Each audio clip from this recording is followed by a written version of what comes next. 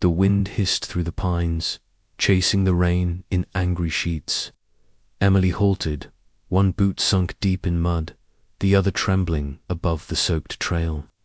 The rhythmic, erratic splashing came again, sharp, frantic, not the gentle lap of rain. On water, her breath caught. Her fingers tightened around the damp strap of her camera. She turned her head toward the sound. The lake was near, too close for that kind of noise to be innocent. Another splash, louder, this time desperate. Her stomach twisted. Emily forced her feet forward. Roots threatened to snag her boots with every step, the path turning slick beneath her, fog-hugged. The ground like a secret, rising higher with every breath she took. She should turn back. The weather was getting worse. Her jacket already clung to her skin like a second layer of rain-soaked regret. Still, her legs kept moving. Her fingers brushed her camera's cold casing. A reflex, it had always protected her capturing moments. From behind the lens so she didn't have to feel them in real time. But whatever was splashing up ahead, this wasn't something to photograph. This was something else. Emily hadn't set foot on this trail to find danger or drama.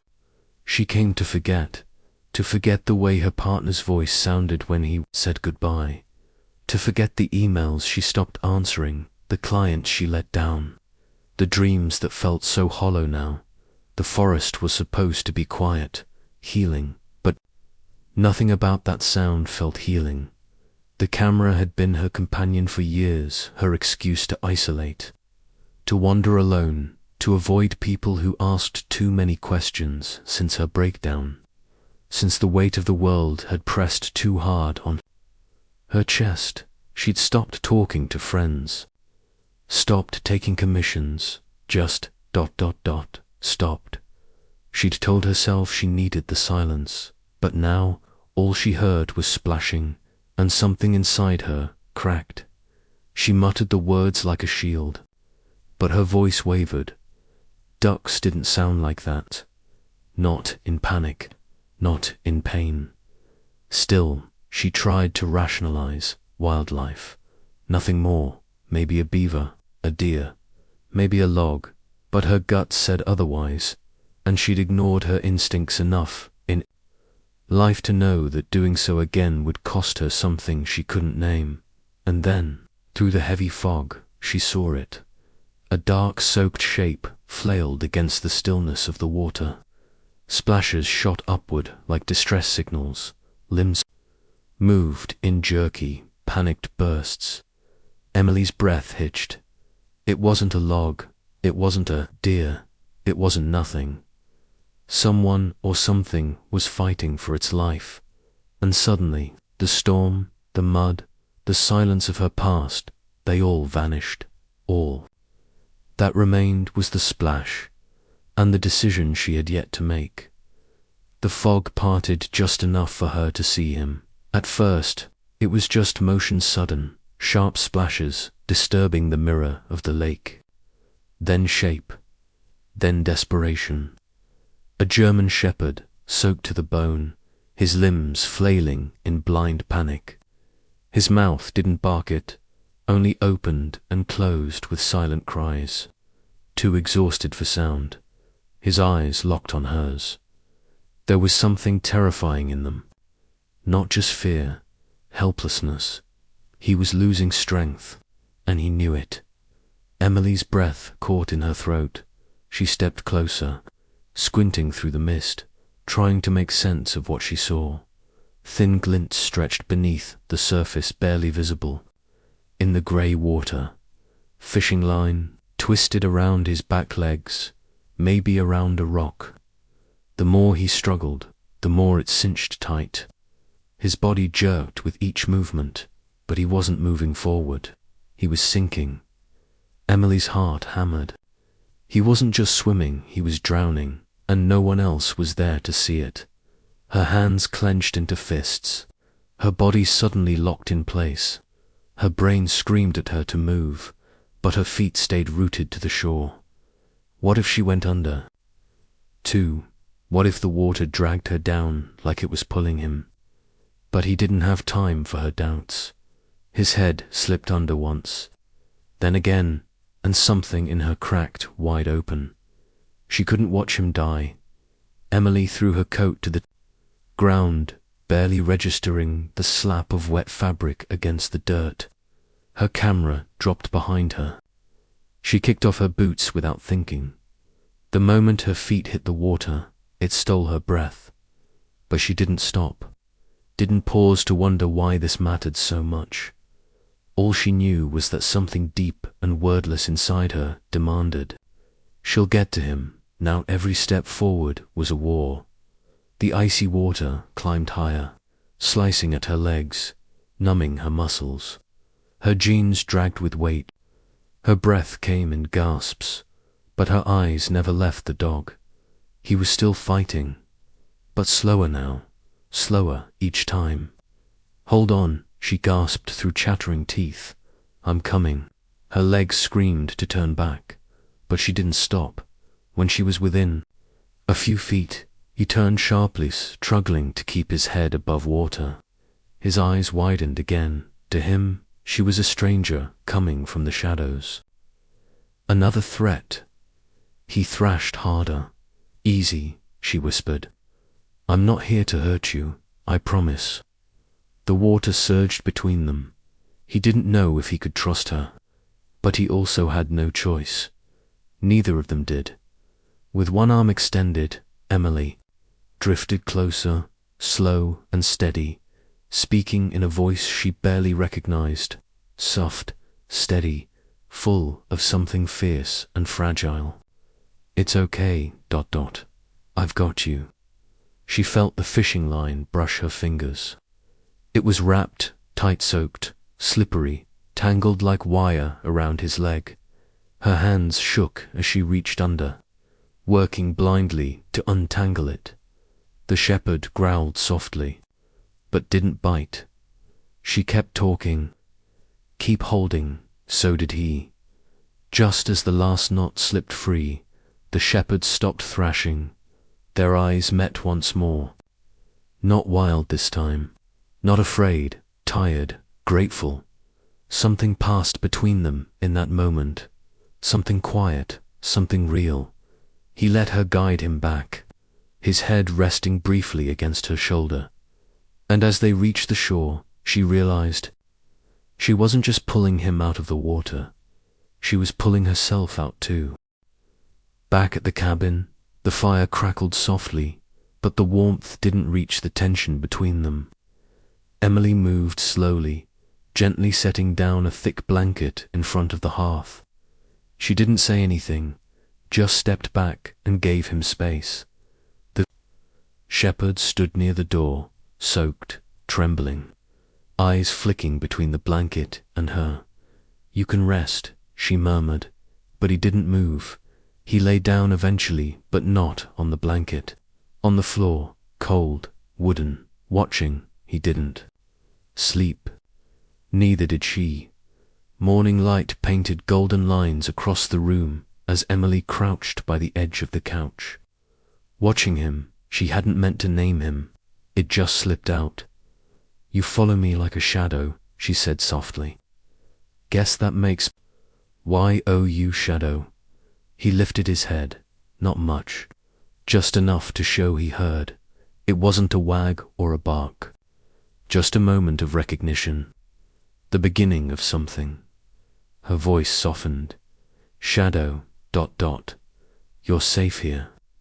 And though he didn't move closer, he didn't look away either. She didn't push him. She placed the food bowl nearby and walked away, sitting by the window with her notebook. The first night, he ignored it. The second, he sniffed. The third, he ate. By the fifth night, he sat beside her, not close, but near enough to hear her breathing. When she reached out slowly, hand open and steady, he didn't flinch. Her fingers brushed his fur, rough, matted, but warm. She let her hand rest there. Good boy, she whispered, and this time, He stayed. The storm rolled in without warning. A clap of thunder shook the windows, and Shadow bolted upright, eyes wide, body tense. He growled low, backing into the corner. Emily's heart twisted. She knelt beside him, not touching, just close. "It's okay," she said. "It's just noise. It can't hurt you." Another crack. Shadow whimpered, his body curling tighter. Emily slowly slid down to the floor beside him, her voice steady, low. "You're not there anymore. You're here, with me." He didn't look at her, but when she laid her hand on his back, he didn't move away at night. With the fire glowing and the world finally quiet, Emily found herself speaking out loud. Not to herself, but to him. She told him about her photography, her childhood, and her parents' divorce. She spoke of heartbreak, of dreams she'd lost and never dared to chase again. Shadow lay near, his head resting on his paws.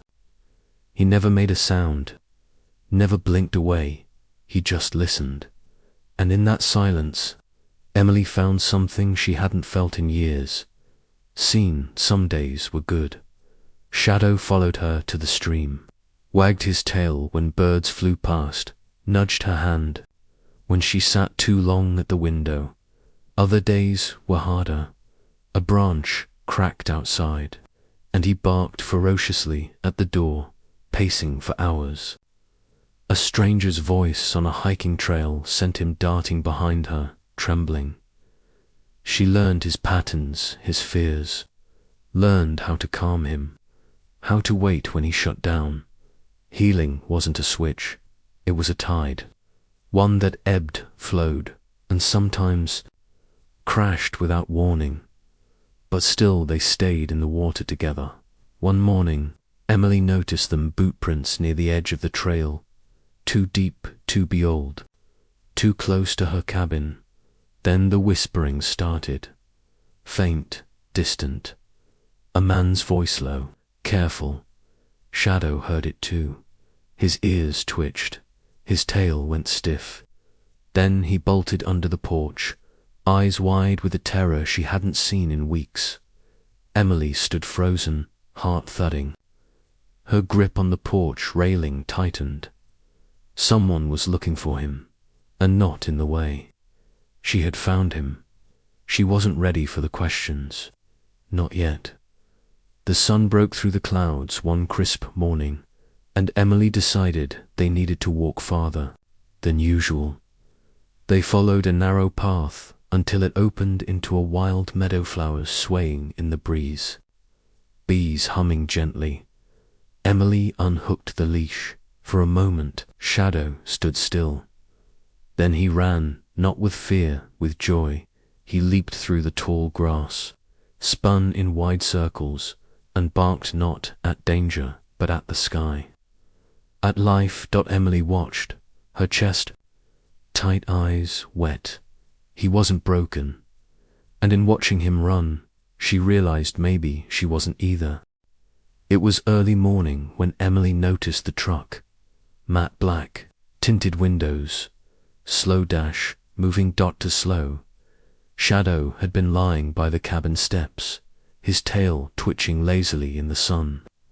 But the moment the vehicle appeared at the curve in the road, something changed. His ears shot up. Then, without warning, he bolted under the porch, trembling. Emily stepped outside. The truck didn't stop. It just crawled past like it was memorizing the house. Watching, she stared until it vanished down the road. The chill in her spine thicker than the mist that clung to the trees. Shadow didn't come out for hours. Later that evening, Emily made her rounds, checked the windows, locked the front and back doors like she always did. But just after dinner, when she stepped out for firewood, her gut clenched.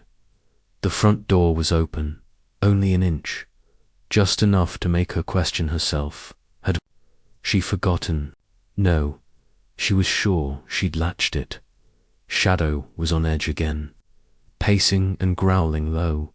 She felt it too. Something was wrong. Someone had been there. She closed the door gently, then pushed a heavy chair against it. She didn't sleep that night, Emily. Woke to the sound of claws scratching the floor. Shadow was kicking, twitching violently in his sleep. His breaths came fast, his whimpers sharp, like he was running from something that wouldn't let go. She rushed to him, kneeling beside him, whispering his name, Shadow. Hey, it's okay, it's just a dream. Wake up, sweetheart. His eyes shot open, wild, terrified. But when he saw her, they softened. He pressed his head against her chest, and she held him, feeling his heart thunder beneath his ribs. He hadn't escaped whatever haunted him, not completely. The knock came in the afternoon. Shadow growled before the sound even reached Emily's ears. She opened the door a crack. A man stood on the porch. Late 40s, baseball cap, thin smile. Sorry to bother, he said. I'm looking for my dog. German Shepherd, big fella. Real loyal. Emily's heart sank. I haven't seen one, she said. Voice calm but clipped. The man looked past her, eyes scanning the cabin. Funny, though I caught sight of him near here. He ran off a while back. Miss the OL boy. Shadow lunged from behind her with her raw eyes locked on the man, teeth bared. It wasn't fear, it was rage. The man flinched just slightly, but enough to show something wasn't right. Emily stepped in front of Shadow. You should leave. The man didn't argue. He walked away, but he wasn't gone. That night she packed quickly. Water, a blanket, her camera, some food for Shadow. She looked around the cabin, this temporary home, this place that had given them peace, and knew they couldn't stay. He'll come back, she whispered, and next time he won't knock. She clipped on Shadow's leash, but he didn't need it. He stayed close. Her voice trembled as she knelt beside him. I ran away from everything before, because I was afraid. But this isn't about fear. This is about you. And I'm not losing you. Shadow licked her hand. She took a deep breath and opened the back door into the night. They moved fast. Too fast for comfort. Too slow to feel safe. The trail was rough. Trees clawed at her sleeves. Mud clung to her boots. Behind them, the faint glow of headlights flickered between the trees. Emily didn't look back. Shadow kept pace, panting heavily, his eyes darting. The sound of tires against gravel roared like thunder in her ears. She gritted her teeth. Almost there. The trail curved, dipped downhill. A rusted sign came into view, an old ranger post. Her heart soared, hope flickering. Then headlights exploded around the bend behind them. They had seconds. He stepped out from the truck. No more smiles, thought. I'd find you eventually, he said, voice like oil. Emily stepped back, shielding Shadow. You lost the right to call him yours the moment you left him to drown. The man sneered. He's mine, always has been. Get out of the way, Shadow growled, stepping forward, limping slightly from the run, but unwavering. The man reached for something, Emily couldn't tell what. Then, without hesitation, Shadow lunged. Fury, loyalty, fearless love. The man stumbled back, crashing to the ground. Shadow stood over him, teeth bared, eyes blazing. Then dash sirens. Blue lights tore through the trees. The man turned to run, but it was too late. Shadow collapsed beside, her sides heaving. Emily dropped to her knees, pulling him into her arms. You're okay? You're safe, she said, over and over. Tears streaked down her face as she stroked his fur. You didn't have to protect me like that. He blinked up at her, his chest rising and falling with slow, tired breaths. She buried her face in his neck. You saved me too, Shadow. And this time he let her hold him without looking away. The city didn't feel so loud anymore, not with Shadow beside her. They moved through busy sidewalks and quiet parks like they belonged there, side by side, step for step, where once Emily would have walked with her head down, her thoughts tangled. Now she moved with quiet confidence. She wasn't just surviving anymore. She was living again. Shadow's coat had grown thick and healthy, his limp nearly gone. But the most striking change was in his eyes, no longer darting, no longer guarded. Just calm, steady. Around his neck was a deep blue collar. The tag caught the sunlight when he tilted his head. A simple engraving beneath his name, Rescued Together. People stopped to ask about him. Emily would just smile and say, "We found each other at the right time." Emily returned to her camera, but not to hide behind it this time. This time, she used it to speak to her photos ones she had taken during their weeks in the cabin. In the woods, even those moments of raw silence began to tell a story of trauma, of trust, of rediscovery. She named the collection The Eyes of Shadow. Each frame captured something unspoken, a paw in the mud, a look over the shoulder, the way Shadow stood against a background of trees, like a sentinel of something sacred. She submitted the series to a gallery on a whim. Weeks later, the exhibit opened to a full room. People stood in silence before the images. Some cried, some just nodded, as if recognizing something familiar. Healing, that's what they saw. Shadow sat quietly on a padded rug by the gallery's entrance, tail gently thumping whenever someone greeted him. Children knelt beside him, running fingers. Through his fur, he didn't flinch. He didn't cower. He welcomed the love. A rescue organization reached out after the exhibit, asking to feature his story in their campaign. "He's the face of second chances," the rep had said. Emily agreed, on one condition, that the story wasn't about what had happened to him, but what he had become. They held a small meet and greet at the park that spring. Posters lined the walkway, the dog who swam through fear. Families came, parents knelt, kids laughed, and Shadow. He stayed calm, strong, the kind of dog people couldn't stop watching, not for his scars, but for his strength.